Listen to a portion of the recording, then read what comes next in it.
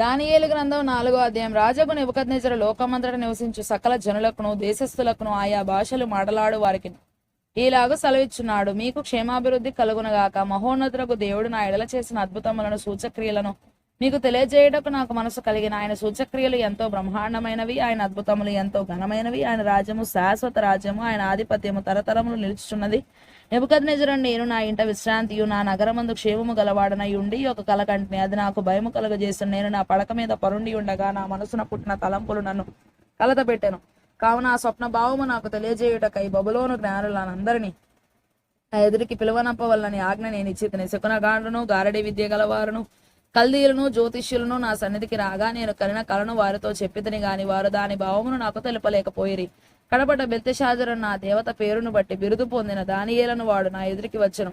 పరిశుద్ధ దేవతల ఆత్మ అతని యందుండెను. కావున నేను అతనికి నా కలను చెప్పితిని. ఎట్లనగా శకునగాండ్ర అధిపతియగు బెల్తెషాజరు పరిశుద్ధ దేవతల ఆత్మని యందున్నదనియు ఏ మర్మము నిన్ను కలత పెట్టదనియు నేను ఎరుగుదును గనుక నేను కనిన కలయు దాని భావమును నాకు తెలియజెప్పుము. నేను నా పడక మీద పరుండి ఉండగా నాకు ఈ దర్శనములు కలిగెను. నేను చూడగా భూమి మధ్యను మిగుల ఎత్తుగల యొక్క చెట్టు కనబడెను.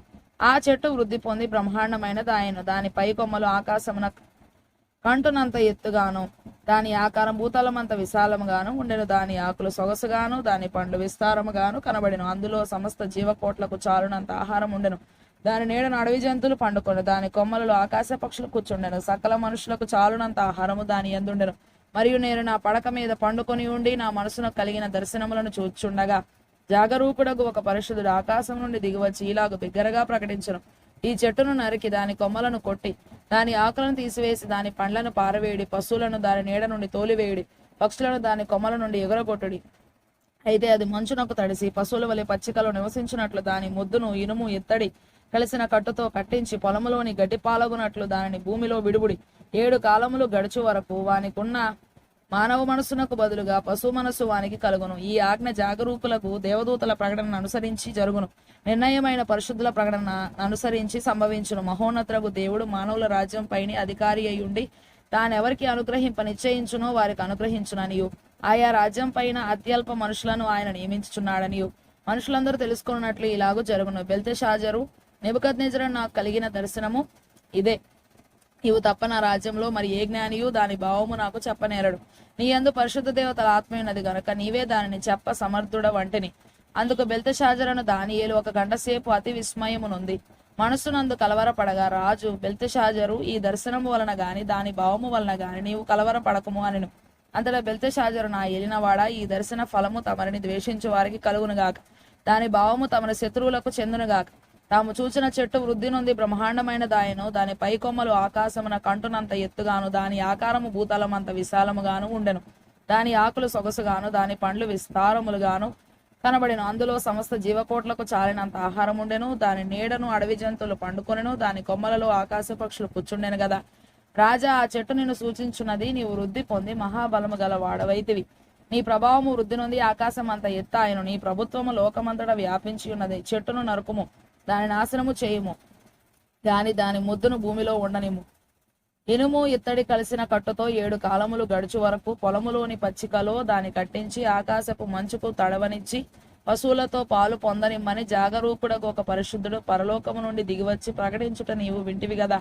రాజా, ఈ దర్శన భావం ఏదనగా సర్వోన్నతులకు దేవుడు రాజుకు నా ఏలిన వాని గుర్చి చేసిన తీర్మానం ఏదనగా తమ యొద్ద నుండకుండా మనుషులు నిన్ను తరుముదురు.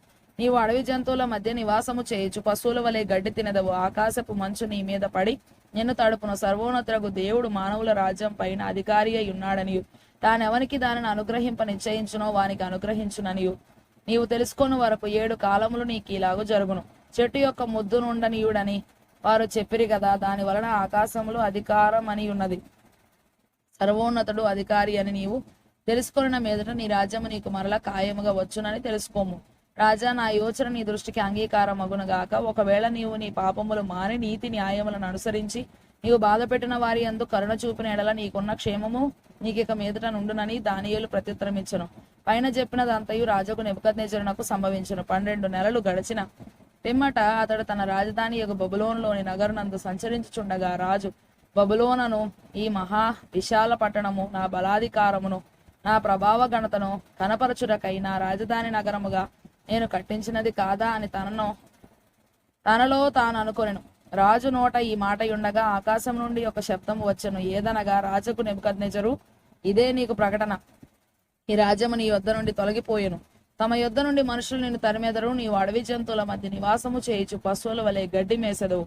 సర్వోన్నతులకు దేవుడు మానవుల రాజ్యం పైన అధికారి అయి ఉండి తానెవనికి దాని అనుగ్రహింప నిశ్చయించునో వానికి అనుగ్రహించునని నీవు తెలుసుకుని వరకు 7 కాలములు నీకు ఇలాగు జరుగునని చెప్పాను. ఆ గడియలోనే అలాగున నెబుకద్నెజరునకు సంభవించును. మానవులలో నుండి అతని తరిమిరి. అతడు పశువుల వలె గడ్డి మేసెను. ఆకాశపు మంచు అతని దేహమును తడపగా అతని తల వెంట్రుకలు పక్షిరాజు రెక్కల ఈకెల వంటివియు అతని గోళ్లు పక్షుల గోళ్ల వంటివియు నాయను. ఆ కాలము గడిచిన పిమ్మట నెబుకద్నెజరును నేను మరలా మానవ బుద్ధి గలవాడనై నా కండ్లు ఆకాశము తట్టు ఎత్తి చిరంజీవియు సర్వోన్నతుడు నాకు దేవుని స్తోత్రము చేసి గణపరిచి స్తుతించితే. ఆయన ఆధిపత్యము చిరకాలం వరకు, ఆయన రాజ్యము తరతరములకు నున్నవి. భూనివాసులందరూ ఆయన దృష్టికి ఎన్నికకు రానివారు. ఆయన పరలోక సేన ఎడలను భూనివాసుల ఎడలను తన చిత్తము చొప్పున జరిగించువాడు. ఆయన చేయి పట్టుకొని నీవేమి చేయుచున్నావని ఆయనతో చెప్పుట ఎవడను సముద్రుడు కాడు. ఆ సమయమందు నా బుద్ధి మరలా నాకు వచ్చెను. రాజ్య సంబంధముగు ప్రభావమును నా ఘనతయు నా తేజస్సును నాకు కలిగాను. నా మంత్రులను నా క్రింది అధిపతులను నా యొద్ద ఆలోచన చేయవచ్చిరి.